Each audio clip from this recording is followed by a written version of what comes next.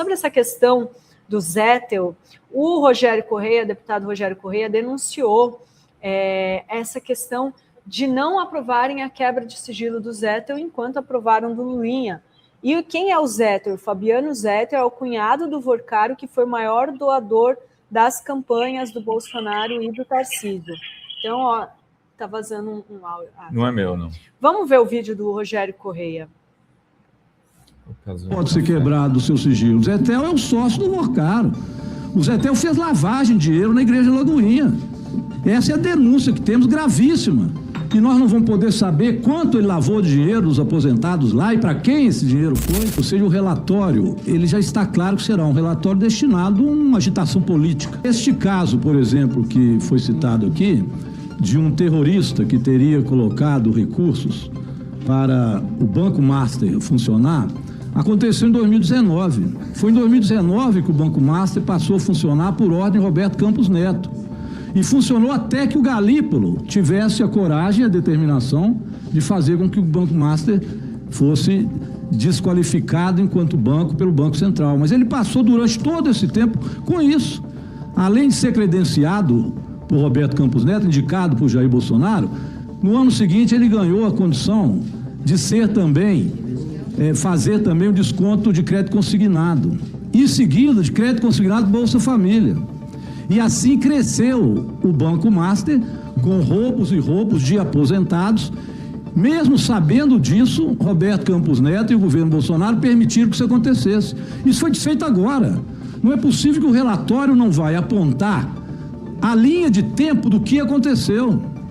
Ora, se está indignado com coisas que, aliás, se provou que não tinha nada a ver com o INSS, como essa quebra de sigilo do filho do presidente Lula, nada tinha ali, que aqui foi dito, dinheiro de careca de INSS, Master, nada disso tinha ali. Portanto, vazaram por lá, não foi por aqui, só há concordância, e demonstrou que ele absolutamente nada tinha a ver com essa questão aqui colocada. Mas eu não vi indignação, por exemplo, de deputado, como o deputado Nicolas, lá de Minas Gerais, andar no avião do Vorcaro para fazer viagem e campanha para Jair Bolsonaro. E aí ganhou quanto? Será quanto custou essa brincadeira? Presidente. Quanto é que foi para a campanha para fazer o contradito? Quanto foi para a campanha? Quanto? De Jair Bolsonaro e Tarcísio de Freitas. 5 milhões de quem? Do Zettel. E agora eu tenho a surpresa de que a quebra de sigilo do pastor Zettel não poderá mais ser feita. Era para ser feito quinta-feira. Quinta-feira não teve a reunião. Por que o Zettel não pode ser quebrado o seu sigilo? O Zettel é o sócio do Vorcaro. O Zettel fez lavagem de dinheiro na Igreja Lagoinha. Essa é a denúncia que temos, gravíssima.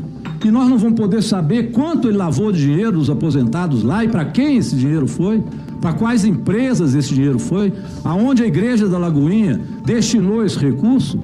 Ora, isso é uma denúncia seríssima, nós não podemos simplesmente passar por cima disso. Mas quebrar e botar para votar 4, 5, 10 vezes o sigilo de quem nada tinha a ver com a questão do INSS, como ficou provado, aí vota-se quantas vezes quiser. E conta-se errado. 14 vira 7, por isso que eu disse que eu não iria pedir desculpa. Mas, sinceramente, nós não podemos hoje aprovar absolutamente nada aqui, porque a reunião já começa, inclusive, de forma errada. Cara, é indignante, cara. É inacreditável. É inacreditável. Agora, a Polícia Federal não pode quebrar o sigilo desse vagabundo, o Ministério Público não pode pedir, porque não tem só CPI para isso, né, Dri? Tem Ministério Público, tem o Andrei, não vai quebrar. Quer dizer, o Andrei, não, o André Mendonça. Mas você falou bem, tem Ministério Público, tem que ser provocado. O André Mendonça precisa ser provocado, no caso do André Mendonça, pela PGR. Mas no caso de qualquer juiz, quando não tem foro privilegiado, qualquer procuradoria estadual pode pedir uma quebra de sigilo de alguém, né? Estou falando de pessoas da Lagoinha, por exemplo, da igreja. Pessoas que às vezes não estão nem relacionadas ainda, indiciadas no inquérito, né? Isso tem que ser levado até as últimas consequências, Renato, porque o foco está sendo desviado. Todo o escândalo está em cima do cunhado. O cunhado é a peça-chave, meus caros. O cunhado é o operador financeiro, né? O Vorcaro é apenas o sujeito lá que fala igual a Cebolinha. É claro que é o líder da gangue, Mas o lance dele era outro, é usufruir da festa de 200 milhões na Itália, né? Fazer as coisas que a gente sabe que ele fez. Agora, quem operava financeiramente e quem pode fazer a delação premiada é quem está abaixo dele. É o operador financeiro. Se pressionar o operador financeiro, ele é que vai dar com a língua no dente. E vou lembrar, é o cunhado, meus caros. A gente sabe o histórico de cunhados nesse país. Lembram do Collor? O Collor foi o irmão, né? Não foi nem o cunhado. Até me confundi. Mas cunhado, a gente sabe. A velha história, quando o Brizola queria ser candidato em 60, lembra? Na década de 60, era cunhado do Jango, dizendo, não, cunhado não é parente. É isso, meus caros. O Brizola tinha razão, né? Quem conhece a história sabe, cunhado não é parente. Pressiona o Zetel, ele é o cara que vai dar as informações. Mas, claro, é óbvio que é ele que é a chave da delação premiada, né? O Zetel está para o Vorcaro, assim como o Mauro Cid estava para o Bolsonaro. Sabe tudo. É quem sabe tudo. Por que a Polícia Federal, por que ele não tem o sigilo quebrado na CPI? Chega a ser surreal, meus caros. É tão óbvio, né, que chega a ser surreal. Mas, enfim, a gente vai continuar complacente, vai ter gente na imprensa ignorando isso e só falando aquilo que quer. Então, é ridículo ver o que está sendo feito pelos comentaristas mainstream, que não mencionam esse erro crasso, né, para não dizer intencional, do ministro André Mendonça e de setores da Polícia Federal, corroborando o que a gente vinha falando sobre a morosação, se a gente pode usar esse termo, né? A marrequização, né, do marreco da Polícia Federal, né, nos tempos atuais. Exatamente. Tem gente aqui falando, vocês vão ficar defendendo o Alexandre de Moraes. Deixa eu dizer uma coisa, tem um pessoal que se acha progressista e que é lavajatista, tá? Só falando de Alexandre de Moraes. Nós não vamos entrar nessa, porque o Alexandre de Moraes é o sofá da sala da mansão do Vorcaro. Tem um monte de outras mobílias e tem os donos, os sócios, como o Zetel, como o Ibanez, como o Cláudio Castro. É disso que se trata. Aqui, não, Violão. Tem outros lugares aí, vocês ficam de boa. E aí, vocês viram o pedido do Alessandro Vieira, senador? CPI da toga. Ou seja, não vamos investigar o Master, não vamos, né? Ele quer, olha aí, protocolamos agora 35 assinaturas, o requerimento de CPI específica para apurar as condutas dos ministros. No caso, Master, agora começa o trabalho para a efetiva instalação da comissão. Ou seja, olha só como já desviou totalmente o foco, né, Rovai, Felipe, e até o Serrano estava falando aqui. E o Rio Previdência e o BRB querendo todas, né, lá no Amapá, todos os desvios, a lavagem de dinheiro, as fraudes. Não, acabou agora o Master, agora é a CPI da toga.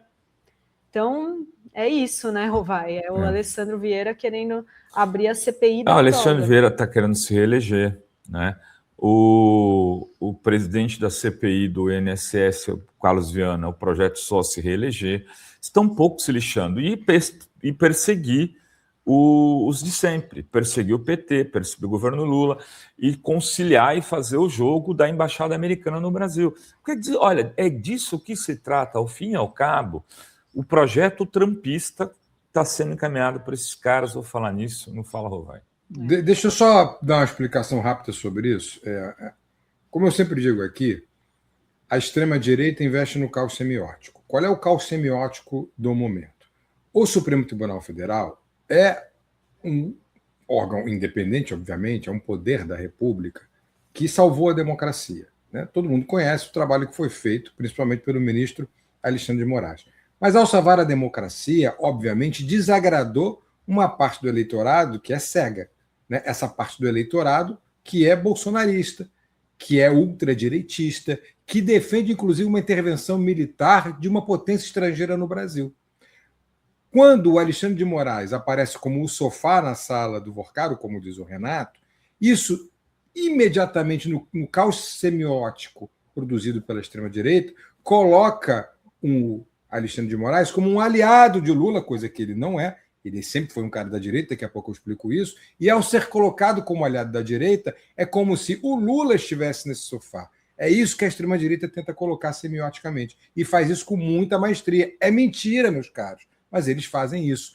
Alexandre de Moraes foi secretário de segurança do governo de São Paulo e foi sempre conhecido pela sua truculência. Ou seja, sempre foi um cara de direita, inclusive no trato da segurança pública. Depois foi ministro da Justiça do golpista Michel Temer, que derrubou Dilma Rousseff. Então, todo o histórico de Alexandre é um histórico de um cara da direita, mas que teve um papel de valor na defesa da democracia quando enfrentou o truculento Jair Bolsonaro.